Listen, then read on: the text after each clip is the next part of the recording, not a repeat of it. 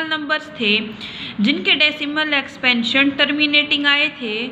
अब हमें उनके डेसिमल एक्सपेंशन बताने हैं, मतलब कि जो जो क्वेश्चन है जो टर्मिनेटिंग निकले थे उन्हें डिवाइड करके बताना है कि इनका डेसिमल एक्सपेंशन क्या है। तो देखिए जो हमारे टर्मिनेटिंग कौन कौन से आए थे, एक तो आया था फर्स्ट, एक आया था सेकंड, एक आया था फोर्थ, फिर आया था सिक्स्थ के बाद हमारा एट्थ आया था और एट्थ के बाद आया था हमारा नाइन्थ। जिन जिन के ऊपर मैंने टिक किए हैं ये सारे के सारे टर्मिनेटिंग आए थे, तो हम इन्हें डिवाइड करके देखेंगे कि इनका डेसिमल एक्सपेंशन क्या आएगा। तो क्वेश्चन सेकंड का फर्स्ट पार्ट देखो, हमारा फर्स्ट क्वेश्चन में टर्मिनेटिंग पहला कौन सा आया था 13/3125।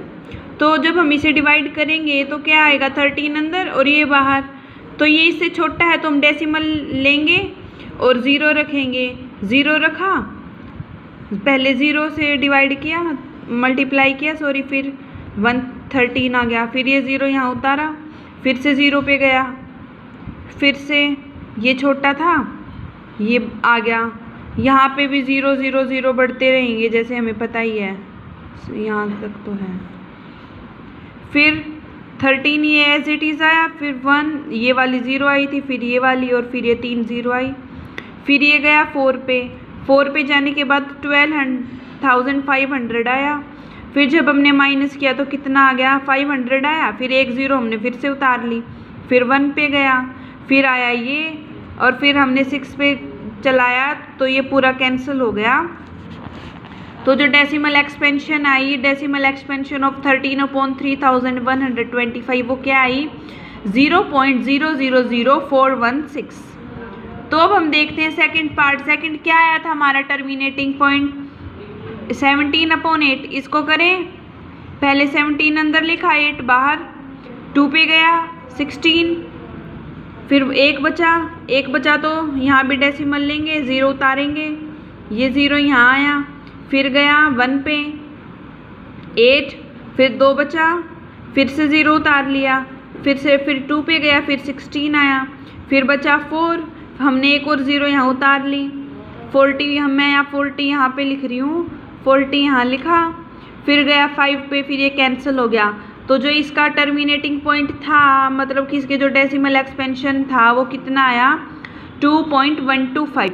इसी तरह ये और भी सारे के सारे क्वेश्चन हो जाएंगे, जैसे कि ये देखो 15/1600, ये भी ऐसे ही होगा, फिर 23 ये आ जाएगा, फिर ये होगा, ये भी सारे के सारे इसी तरह होंगे।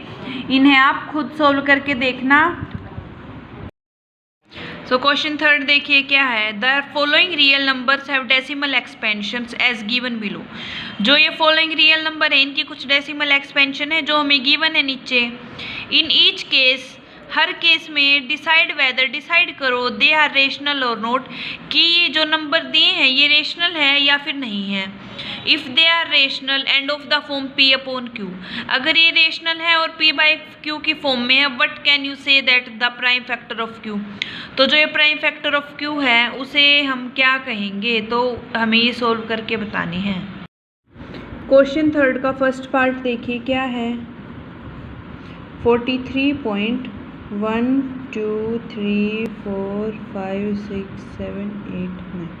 ये तो हमें पता है कि जो इसके पास है टर्मिनेटिंग डेसिमल एक्सपेंशन है और ये रेशनल नंबर है, ये पॉइंट में है। अगर हम इसे खोल के लिखेंगे तो ये किसके फॉर्म में आएगा P/Q के फॉर्म में आएगा, और Q के फैक्टर्स भी होंगे जो सिर्फ किस में होंगे, टर्मिनेटिंग है तो किस में फैक्टर्स होंगे 2 × 5, 2 और 5 में होंगे इसके फैक्टर बस।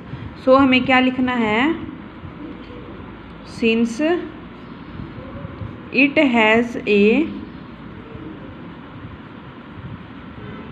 Terminating decimal expansion, it is a rational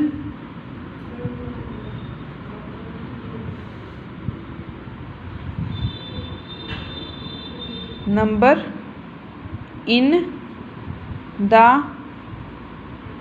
form of P upon Q and Q has factors of 2 and 5 only। ये था हमारा क्वेश्चन। तो पार्ट सेकंड देखिए, इसका क्या है, 0.120 1200 1200 1240 dash dash up to infinity. तो ये देखिए क्या है, ये तो हमें पता चल गया कि ये इन्फिनिटी तक जाएगा और ये नॉन टर्मिनेटिंग है।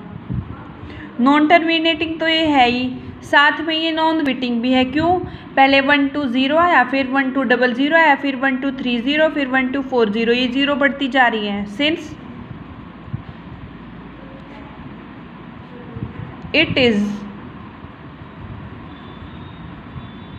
Non terminating and non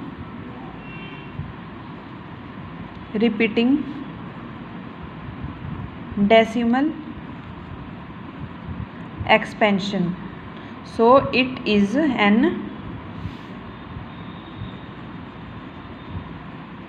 irrational number।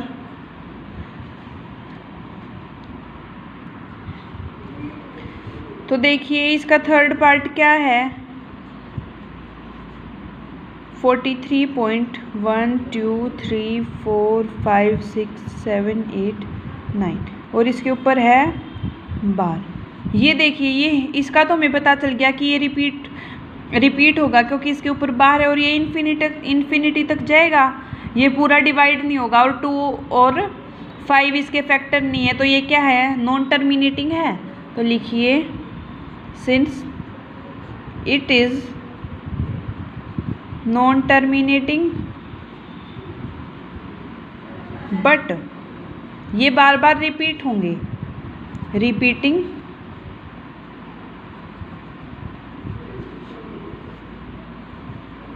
Decimal expansion, it has a rational number in the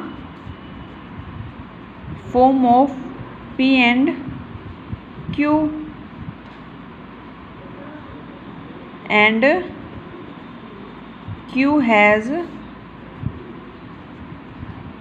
factors other than 2 and 5। हमने इसमें क्या बताया कि नॉन टर्मिनेटिंग है। अगर ये नॉन टर्मिनेटिंग हो गया तो हमें इस बात का तो पता चली गया कि 2 और 5 इसके फैक्टर नहीं होंगे। तो फिर ये एक ऐसा रेशनल नंबर है जो P बाई Q की फॉर्म में तो होगा, लेकिन जो Q है उसके फैक्टर्स 2 और 5 से अलग होंगे, 2 और 5 इसके फैक्टर नहीं। तो इसी के साथ हमारा फर्स्ट चैप्टर पूरा होता है।